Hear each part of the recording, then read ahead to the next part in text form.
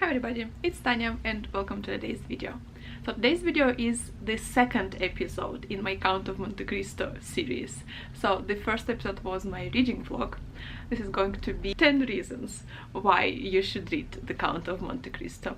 And then every other day I will upload 5 more videos dedicated to the Count of Monte Cristo because I have recently finished reading it and it was amazing, and so I want to kind of, dedicate more time to this book. So yeah, this is the second episode in this series. And now let's jump into it. 10 reasons why you should read The Count of Monte Cristo.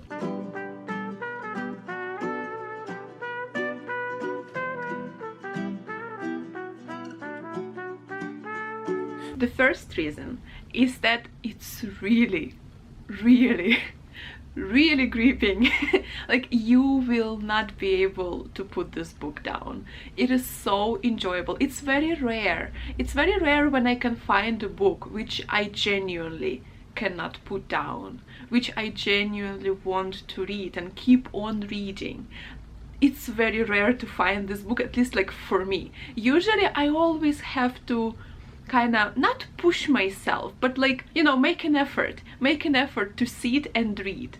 With this book there was no effort after a certain point. Like, in the beginning it can be a little bit slow, but then after a certain point I honestly couldn't put it down. And a lot of people had the same experience because I was reading it with the BBB book club. So majority of the people there, I think everybody, pretty much everybody, I don't remember a single comment saying that like, oh, I am bored, I am DNFing this book, it's too boring.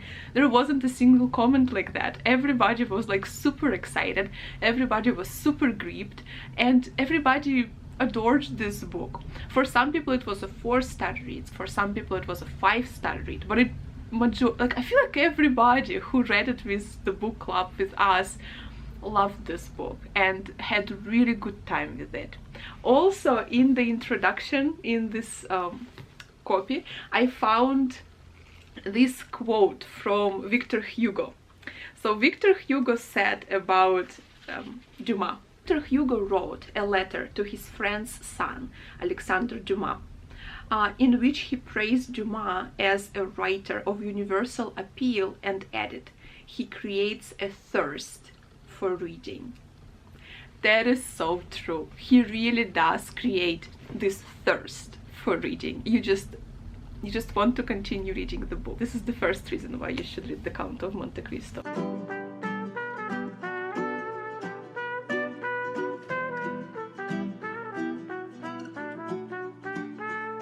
Number 2 is for all of you emotional readers and for all of you who love to be emotionally attached to characters, because in this book you will be. This book is very much emotionally charged and it's like a roller coaster of emotions. At least it was for me. There were episodes when I was like genuinely just happy.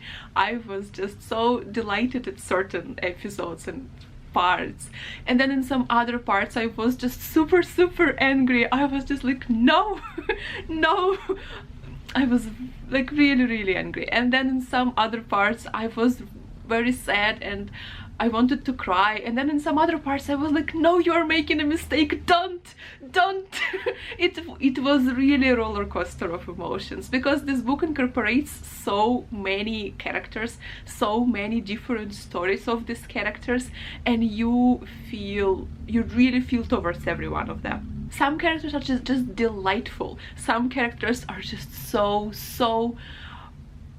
they just make you angry, and this whole cast of characters and situations just creates fountain of emotions in you. And it was just such a wonderful experience, which again doesn't always happen with every book, and I feel like it's very rare to find a book which is just so appealing and so easy to read and so enjoyable to read, like purely genuinely enjoyable to read.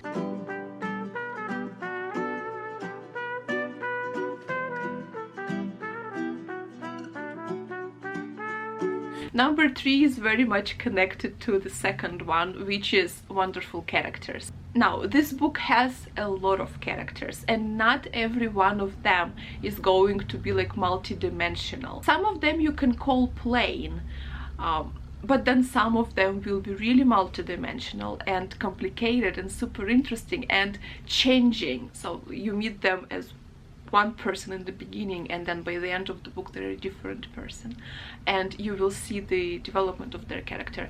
Now, you don't really see it as much with Edmund himself, because there is kind of this period of 9 years after he escapes from the prison and after he returns as the Count of Monte Cristo, where you don't see him, and you do not see how this naive, beautiful, intelligent, kind and loving boy became this kind of calculating, cold-hearted man.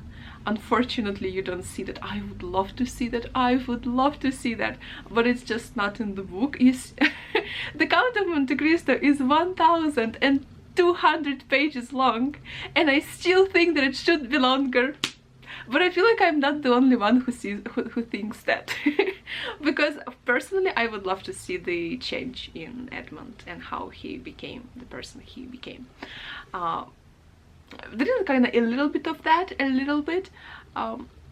but very, very little. So yeah, wonderful characters, and there will be a lot other characters whom you will love and who will, yeah, create a lot of emotions in you. So yeah, this is my third point. Great character.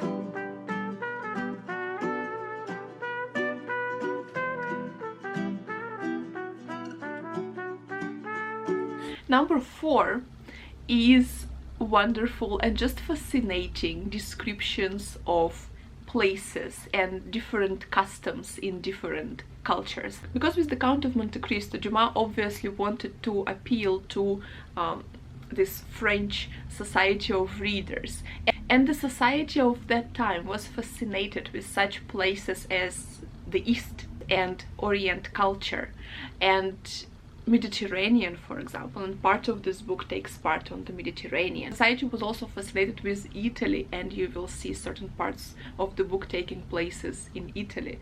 And so he describes all of these cultures and traditions and places very vividly. Like there will be a description of the carnival in Italy, for example. There will be also just shown the culture of French society at that time, of like high French society, and it's all very descriptive, and you can see that he had his personal experience with that. There will be also described certain traditions of the Eastern culture, such as like smoking hashish, for example, and what it what feeling it gives to a person. Also different types of food. So yeah, a lot of different things in like cultures and places, and it's really interesting and fascinating. So it's also a good read in terms of like learning a little bit of cultures of these different countries at that time.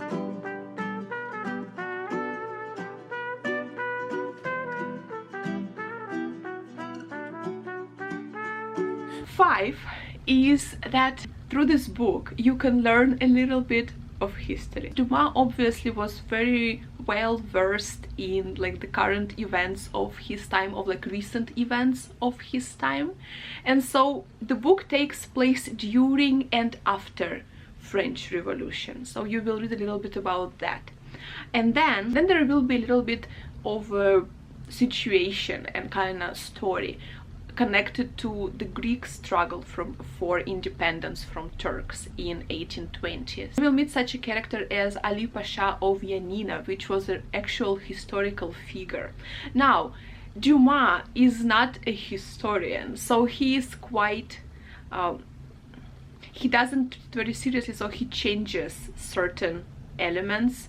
Like for example with Ali Pasha's story, he makes it that way that a French officer had a part to play in the assassination of this person, which as far as I know wasn't the case. What Dumas kind of said about history in his novels, he said that history is just a nail on which he hangs his novel. So he doesn't treat it too seriously. He doesn't follow like historical events to the letter. He changes them if he thinks that they need to be changed for his book and for his story.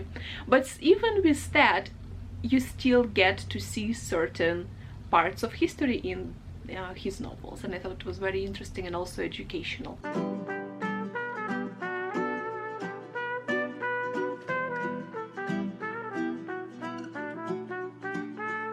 Number, I think it's 6, I don't know, maybe 6. So number 6 is that this book also teaches you some wonderful moral lessons. It asks, like the premier question of this book is, can a revenge be justified?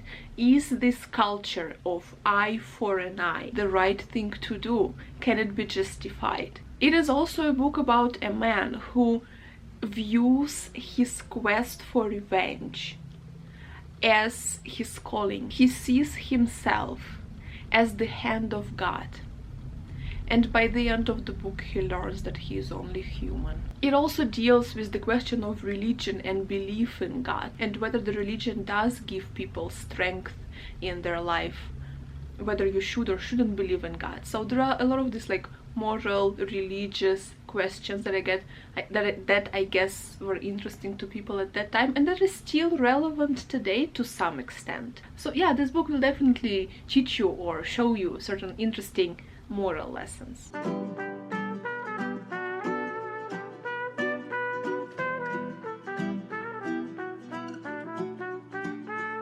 Number 7, I guess it will be similar to kind of number 1, but it's slightly different point. Number 7 is that it's very easy to read. The novel is very easy to read. You know, there are some classic books, they have like super long passages describing, I don't know, a room, a dress, a sunset, a river, or a sea, or something like not really relevant that much to you, not that much interesting, unless you're like, you know, you really enjoy the writing, unless you really, you know, derive pleasure from like beautiful descriptions, which, let's be honest, I think majority of us don't.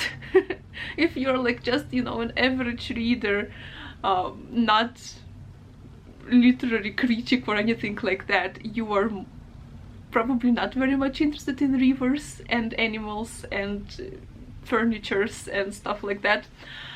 You will not face this problem in this book. I don't know, I feel like 80% 80% of the text is dialogues. It's mostly dialogues. There are no long passages of anything that would distract your attention from following the plot. Dumas was paid by not by a word. He was paid by a line. And which line would be easier to write? A dialogue where like he said or like a description passage? Of course a dialogue. So 80% of this book are dialogues, and yeah, they're very easy to follow, very easy to read.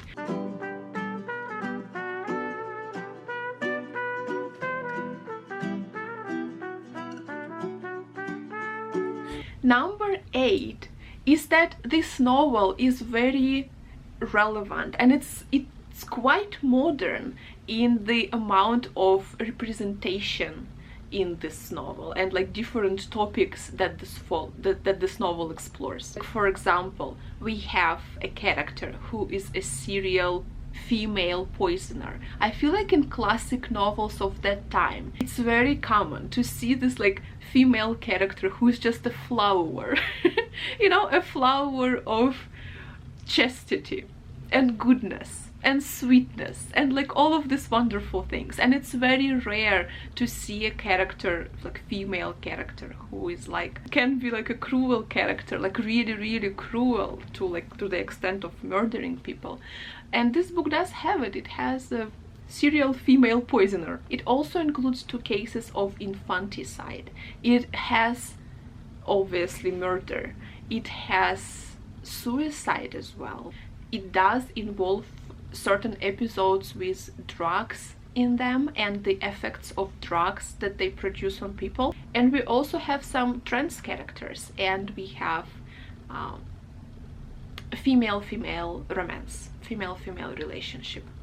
So I would say that like in this number of topics, the novel is quite brave. It was quite brave for that time, to the point that, like, when, for example, English translators were translating it into English, they would eliminate these topics. They would cut them out, or they would change the wording so it wouldn't be so controversial. And in our time and place, it's just relevant, I would say, especially with the topics of female romance and the topic of trans characters.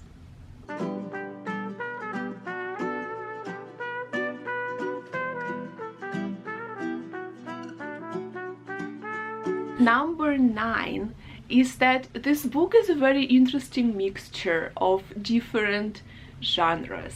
It is obviously a romantic novel, but it is also a crime story. It is an adventure story, historical novel, a gothic romance, and just a melodrama.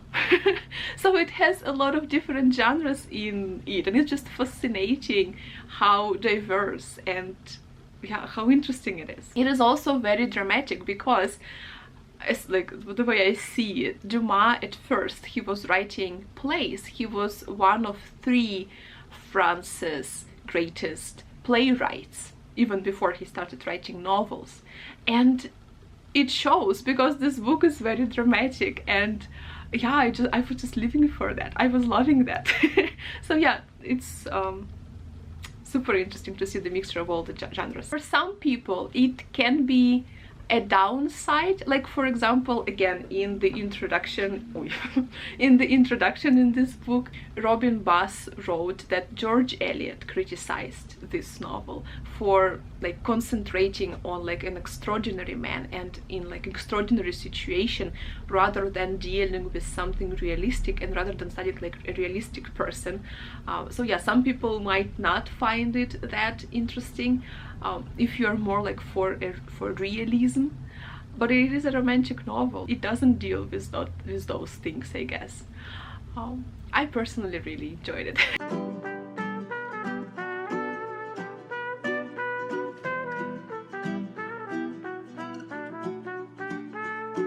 And number 10 is that this book involves some wonderful romance stories. I am not very big on romance. I don't read a lot of, like, romantic novels, like romances, but sometimes if there is a good romance in a book, if it's not, like, the main point of the book, but if it is there, it does add some spice to the story, and it does make me more interested at certain points, and it does make me more attached to the characters, because I feel for them, and I want, you know, some people, I want the characters to be happy, right, and to be together. So it does add this element of, you know, certain enjoyment.